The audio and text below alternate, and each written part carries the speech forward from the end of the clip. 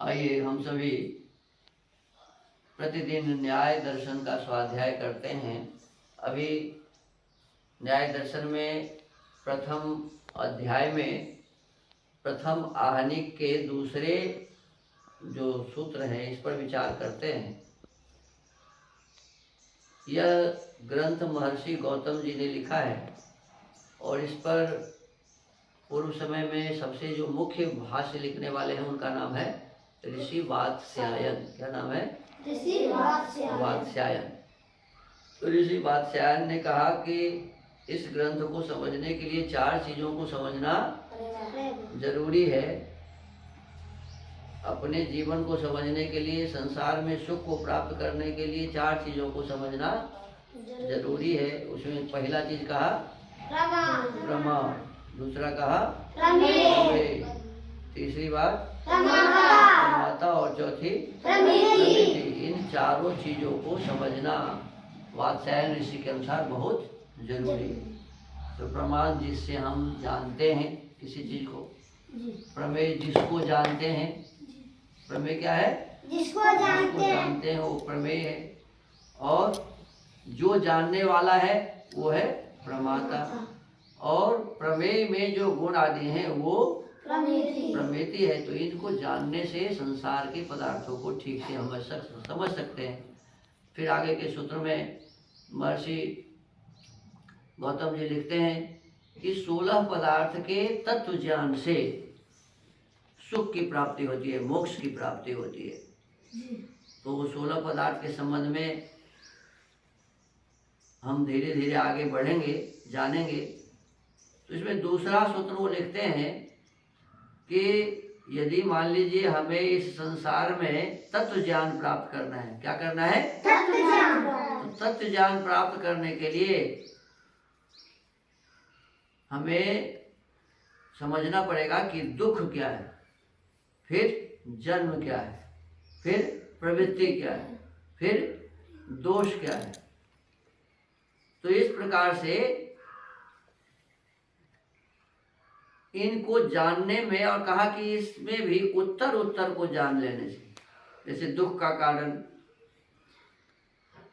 जन्म है, जन्म का कारण प्रवृत्ति है, प्रवृत्ति का कारण दोष है, और उसका कारण मिथ्या ज्ञान है।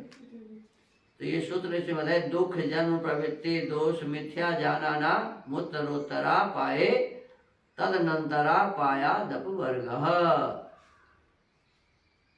दुख जन्म प्रवृत्ति दोष और मिथ्या ज्ञान के उत्तर के अगले के नष्ट हो जाने पर उसके अनंतर के अव्यवहित पूर्व के नाश हो जाने से अपवर्ग मोक्ष होता है। तो कल हम इस पर चर्चा किए थे। अब आगे लिखते हैं, मोक्ष का स्वरूप सूत्रकार ने बताया सब प्रकार के दुखों से अत्यंत छूट जाना। जितने भी दुख हैं सबसे छूट जाना। दुखों की गहरी जड़ में बैठा है मिथ्या ज्ञान। दुख के का मूल कारण क्या है? मिथ्या ज्ञान। कहते जब तक मिथ्या ज्ञान समाप्त नहीं होगा तब तक दुख समाप्त नहीं होगा। जब तक इसे जड़ से उखाड़ कर दूर फेंक नहीं दिया जाता, किसको? मिथ्या ज्ञान, तब तक दुख से छुटकारा नहीं पा सकते। यह मिथ्या ज्ञान आत्मा और उससे संबंध प्रमेयों में विविध प्रकार का होता है। ये मिथ्या ज्ञान आत्मा में भी होता है, और संसार में जितने भी पदार्थ हैं प्रमेय, उस सब में होता है, और अनेक प्रकार का होता है। एक ही प्रकार के मिथ्या ज्ञान नहीं है। तो आत्मा आदि के विषय में मिथ्या ज्ञान का स्वरूप क्या है? तो इस संबंध में बताया है कि आत्मा के स्वतंत्र चेतन अस्तित्व को स्वीकार न करना। विशेष रूप से आत्मा के संबंध में लोग समझते हैं कि भाई ये क्या है, इसके संबंध में इसका अस्तित्व लोग जानते नहीं। तो कहते हैं कि परमात्मा का अंश है। लोग क्या कह देते हैं? परमात्मा का अंश है। लेकिन ये कहते हैं कि ये गलत बातें हैं। आत्मा परमात्मा का अंश नहीं है। आत्मा बिल्कुल स्वतंत्र है। क्या है? स्वतंत्र है, अपने आप है। ऐसा नहीं कि परमात्मा से ये बना है।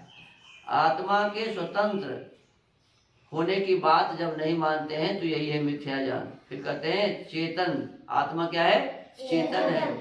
कई आदमी इसको चेतन मानते ही नहीं, जो नास्तिक होते हैं। कहते हैं आत्मा स्वतंत्र है, चेतन है और ये है।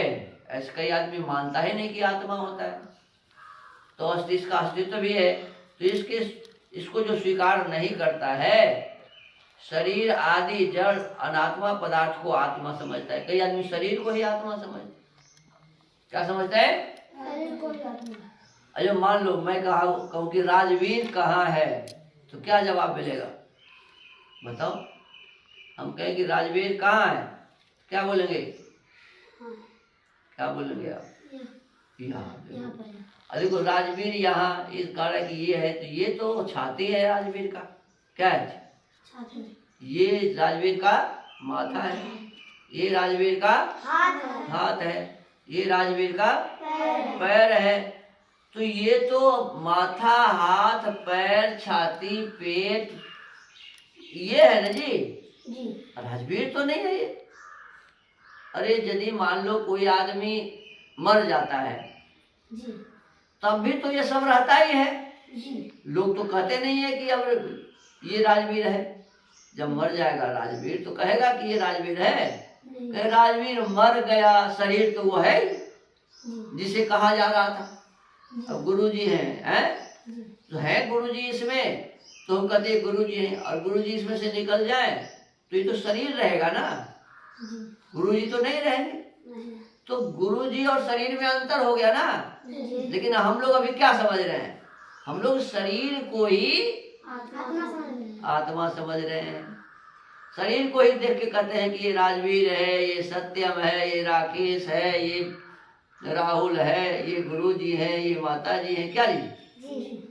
हम लोग शरीर को ही कह रहे हैं आत्मा। ये मिथ्या ज्ञान है। क्या है जी? शरीर को आत्मा समझना क्या है जी? मिथ्या ज्ञान है।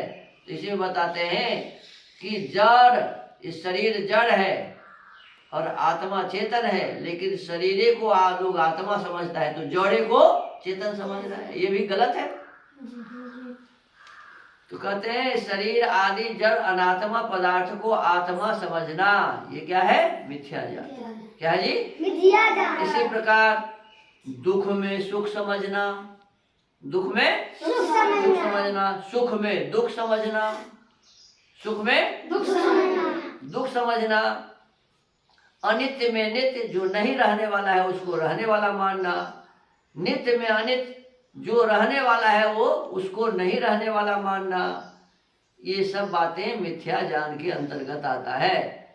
अनित्य की भावना मिथ्या ज्ञान है। जो रक्षा करने में सर्वथा असमर्थ है उसको रक्षक समझ लेता है। जो हमारी रक्षा नहीं कर सकता उसको हम रक्षक समझ लेते हैं, तो क्या हो गया? मिथ्या ज्ञान हो गया।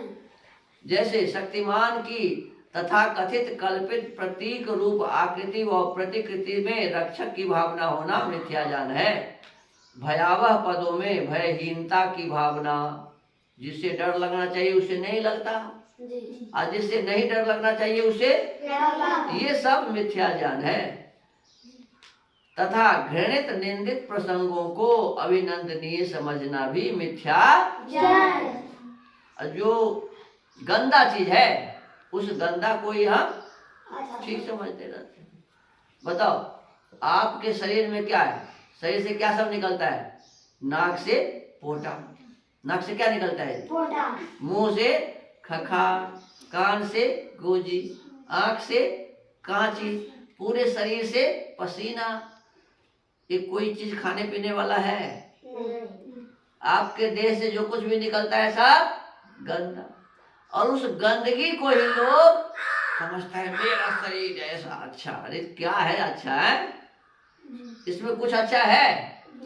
इसी में पैखाना, इसी में लघुशंका, सब कुछ कहाँ है? इसी में है। तो गंदगियों के भंडार इस शरीर को जो पवित्र मानता है तो क्या है जी? मिथ्या ज्ञान। मिथ्या ज्ञान। इसको क्या कहते हैं? मिथ्या ज्ञान। घृणित निंदित प्रसंगों को अभिनंदनीय समझना भी मिथ्या ज्ञान है। ऐसे ही त्याज्य को ग्राह्य जो छोड़ने योग्य है उसको ग्रहण कर लेता है, ग्रहण करने जो मान लेता है, और ग्राह्य को त्याज जो ग्रहण करने वाला है उसको छोड़ देता है। ये ऐसा त्याज समझना मिथ्या ज्ञान है। यह आत्मा एवं तत्संबंधी भावों में मिथ्या ज्ञान का स्वरूप बताया गया है। समझ गए कि नहीं समझ गए? और जब तक ये मिथ्या ज्ञान हम में आप में है तब तक मोक्ष मिलने वाली नहीं है। तो इसको हम इस प्रकार से ठीक से समझें। प्रवृत्ति आदि के विषय में मिथ्या ज्ञान इस प्रकार समझना चाहिए। वाणी, मन और शरीर द्वारा कोई कार्य करना प्रवृत्ति है। प्रवृत्ति माने किसी काम को करना, तो वाणी के द्वारा बोलना, मन के द्वारा सोचना, शरीर के द्वारा कोई काम करना प्रवृत्ति है। यह पूर्वकृत कर्मों के सहयोग से हुआ करती है।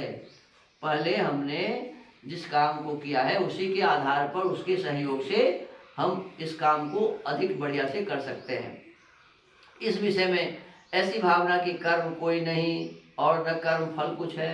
लोग ऐसा समझते हैं कि पहले कोई हमारा कर्म नहीं था, किसी भी कर्म का फल हमें ये शरीर नहीं मिला है, ये सब मिथ्या ज्ञान है।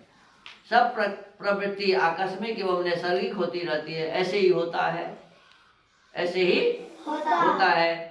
यह प्रवृत्ति विषयक मिथ्या ज्ञान है। तो इसी प्रकार से और भी इसमें अभी चर्चा चलती रहेगी, बहुत सारी बातें हैं।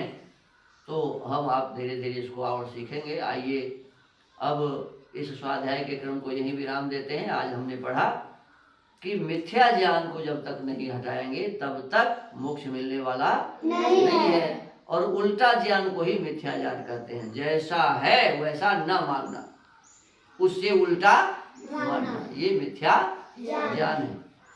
आइए अब शांति पाठ करते हैं। सबको नमस्ते। ओम।